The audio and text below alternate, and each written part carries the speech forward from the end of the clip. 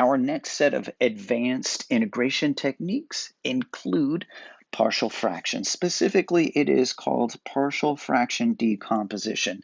We're using it to simplify some sort of integrand. I've got a rational expression that I'm trying to integrate, can't do it, so partial fraction decomposition will help me break it down into some simpler terms in order to integrate it piece by piece.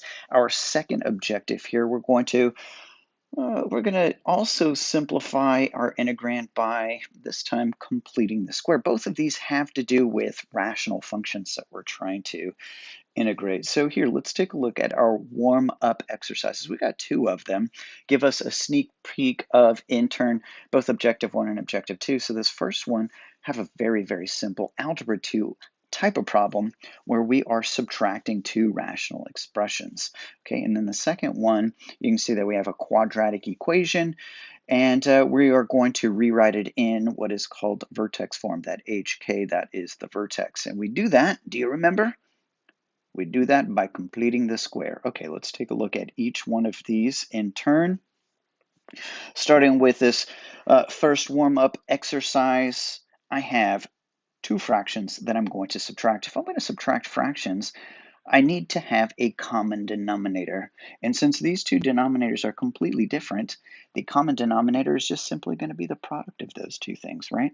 So if you had something like 3 over 4 minus 2 over 7, the common denominator is just the product of 4 times 7 because they have no common factors, right? Of course, right? All right, let's get rid of that. So the common denominator here is going to be x plus 2 times x plus 4. This first fraction is missing its extra factor of x plus 4. The second fraction is missing its factor of x plus 2. So rewriting this, we'd have 3 times x plus 4 over our new common denominator of x plus 2 times x plus 4. Right, so essentially we just multiplied this thing by a fancy one, x plus 4 over x plus 4, so we can get that common denominator. All right, let's keep going. Minus 2 times, this one was missing its factor of x plus 2 over the common denominator. And then once again, the fancy one here. Okay, so now we have a common denominator. We can rewrite this as a single fraction with that new denominator in it, x plus 2 times an x plus 4. Yes, and then maybe go ahead and do some distributive property here. So we have a 3x plus 12 minus, and then distribute the negative 2 through there, negative 2x minus 4. Combine some like terms across the top, and we would have just 1x plus 8, and then maybe we expand out the denominator here. Let's see, we'd have x squared, and we have a 2x and a 4x, which makes a 6x, and then 2 times 4 gives me an 8. All right, so why did we do that? Well, imagine, if you will, that the problem that we actually have is this. I have this integration problem that I am trying to, I'm trying to compute, but I can't take the integral of this. If only I could work this problem backwards to get this, integrating this is far simpler, right? So that's the goal for this first objective. Let's take a look at the second warm-up exercise. So here we're taking this quadratic equation and we are going to complete the square in order to put it into vertex form.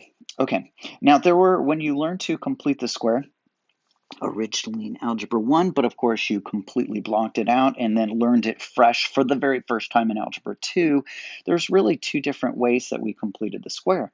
One of them was you had a quadratic equation. Let's say you had x squared plus 6x, minus 5 is equal to 0. You can complete the square by just adding that 5 over x squared plus 6x plus a blank is equal to 5 plus the same blank.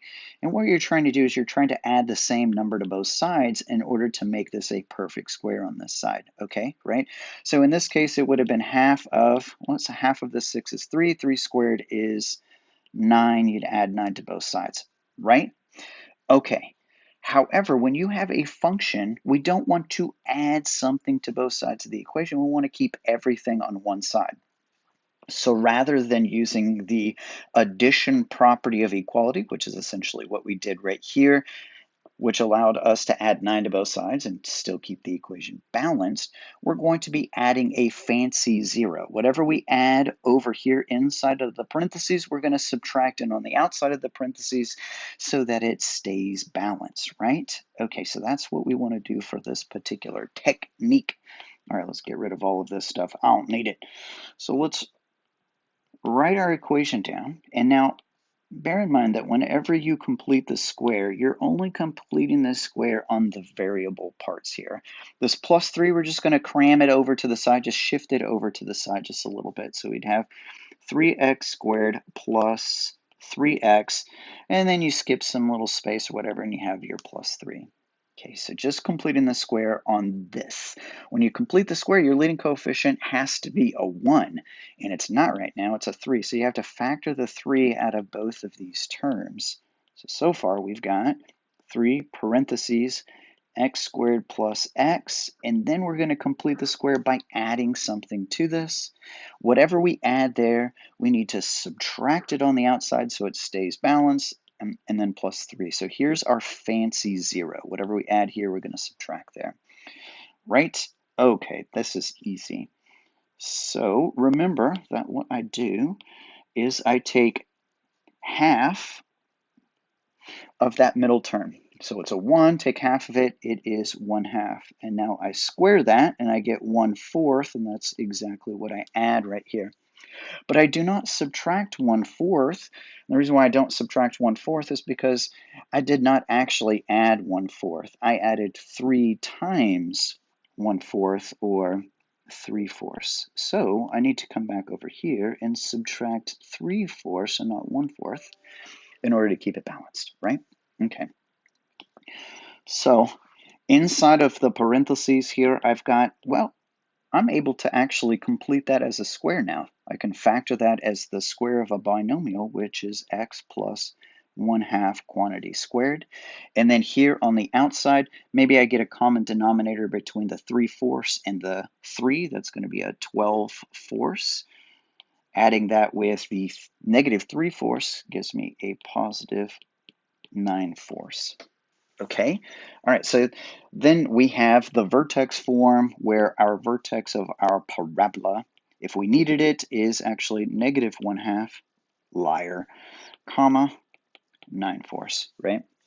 So again, this is going to be a technique that we will use in order to help us with some sort of integration. And this one specifically has to do with the arc sine, arc cosine, arc tangent kind of stuff, okay?